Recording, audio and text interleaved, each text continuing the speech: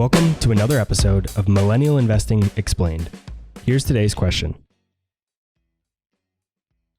It's well known that the majority of businesses fail in the first 5 years. What have you witnessed as some of the most critical mistakes entrepreneurs make, and how should they be avoided?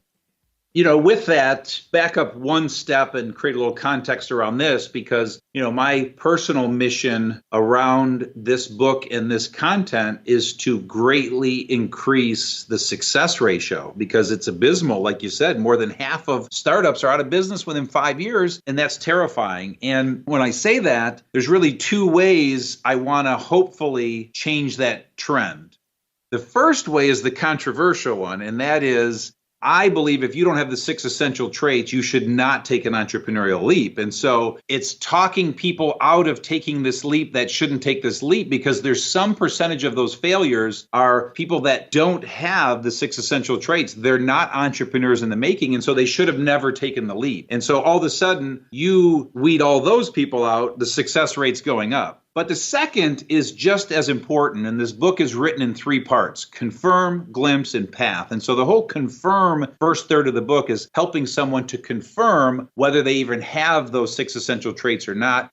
Then glimpse shows them a glimpse of what their life can look like, all of the options and opportunities as an entrepreneur. And then the third part, path, gets into showing them a path that I believe I can help them eliminate half the mistakes they're about to make. They still need to make the other half. It's all part of the learning process. It's what helps you learn. And so I say all of that to get back to the second part, and that is, in all of my work with entrepreneurs, there's actually a chapter in one of the chapters in the book is the 8 mistakes to avoid. So to your point, what are the mistakes? I believe there are kind of the top 8 mistakes almost every entrepreneur makes when taking their leap. And I learned this because our clients that come to us with EOS, these are the mistakes that they made and the issues they're suffering from, and we help solve them. And so there are 8. So I'll try and kind of get through them kind of fast for you. But my goal is that your audience that's considering taking a leap will heed this warning and get ahead of the curve. The reason I was able to launch and grow EOS worldwide is I was fortunate enough to have made these mistakes, learned these things. And so I was able to avoid all of them, quite frankly. And I'm not bragging, but it's possible to avoid them.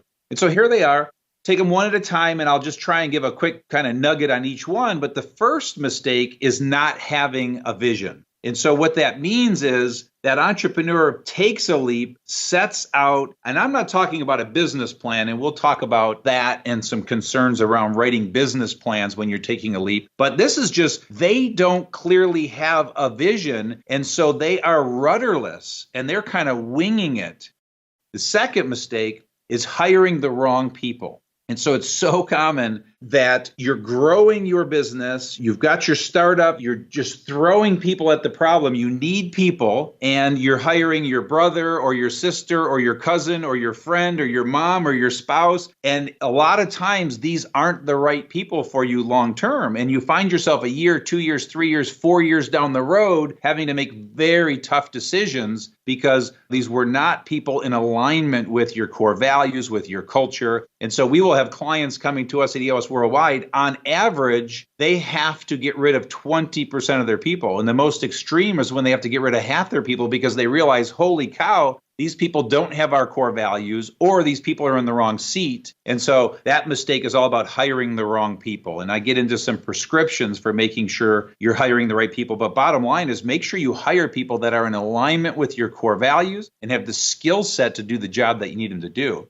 The third mistake is not spending time with your people. And so this one is, in every case, I'll summarize it in one word. It's communication. The issue that the client brings to us is it's communication. The communication is poor. We're not communicating. And so a classic entrepreneurial mistake is you're just going hard all day, every day, and people are just kind of following your orders. And the only time you're talking to them is when there's a problem. Well, you have to be proactive, and you have to meet with your people every week. You have to sit down with your people face to face every quarter, and you need to give feedback often, both ways, open and honest. If you just do those 3 simple disciplines, the communication will go through the roof, and your people will feel like you're keeping the circles connected.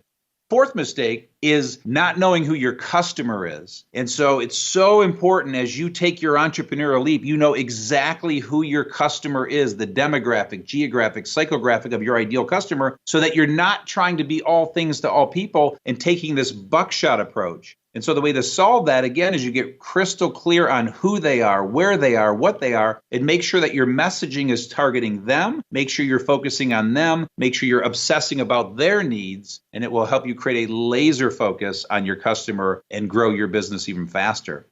Fifth mistake is not charging enough, and this one is so rampant and so common. And the truth is, people are afraid to charge what they're truly worth. And so most of these businesses are going out of business because economically they just can't stay afloat. They're bleeding money. And what's ironic is, a 10% increase drops 10% to the bottom line. And some of these companies, they're breaking even. And just with a 10% increase to fees or pricing, drops 10% to the bottom line, and all of a sudden you're now generating a 10% profit. And so the idea here is your job is to make sure you are providing value to your customer, but make sure you're educating them as to that value so that you can charge what you should be charging them. Because again, most companies are undercharging for their product or service. And so not charging enough is a cardinal sin. There's a great rule of thumb. My mentor, one of my mentors, Dan Sullivan, teaches, and he says, when it comes to pricing, think about the number that scares you the most and then add 20% to it. And by the way, that has held true for 20 years of my life since he taught that to me. Number 6 is not staying true to your core. And so a successful entrepreneur that takes a leap, wows their customers and clients is going to get distracted by shiny stuff because success breeds success and you're going to have lots of opportunities coming at you. And if you try and capitalize on every one of those opportunities, you're going to get really distracted and it's going to potentially put you out of business. So the idea is to absolutely stay true to your core, your sweet spot, what it is you've started the business doing so that you don't get distracted by all the shiny stuff. Number 7 is not knowing your numbers. And so this one, another cardinal sin. And so many entrepreneurs take their leap and for the first 1, 2, 3 years, everything is based on gut and gut feel and waking up every morning in a cold sweat and then asking 5 people a bunch of questions. And then all of a sudden you start feeling calm. Well, if you just simply know your numbers, have a weekly scorecard with 5 to 15 numbers in it, look at your monthly P&L, have a budget in place. Even if you're just starting the first month, the 6th month, the 12 months, these things are vital so you know your numbers. And then number 8 is not crystallizing roles and responsibilities. And this one is always so odd for a startup that has 1 employee. But I tell you, even if you have 1 employee, 2 employees, 3 employees, it's so vital that everyone knows their role so that everyone's focused, contributing value. So you're not tripping all over each other and you don't have this amalgamation of people because it's so inefficient. You'll get so much more accomplished. You'll grow faster if everybody knows exactly the role they're playing in growing that company. So it's the fastest I can give you the 8 mistakes, but those are the most common mistakes. So out of your 8 that you just listed there, I think it's really interesting to point out too, is that almost half of them were about people. And there's so many things about people that you need to get right. And if you can get your people right from those various aspects that you mentioned, but if you can get your people right, you're halfway there.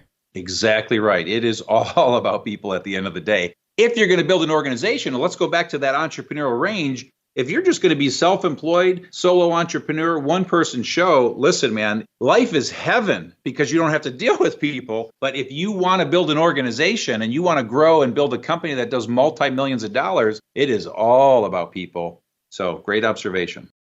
That's all for this episode of Millennial Investing Explained. Be sure to follow me on Instagram, Twitter, and Facebook, or subscribe to our YouTube channel to get even more free content.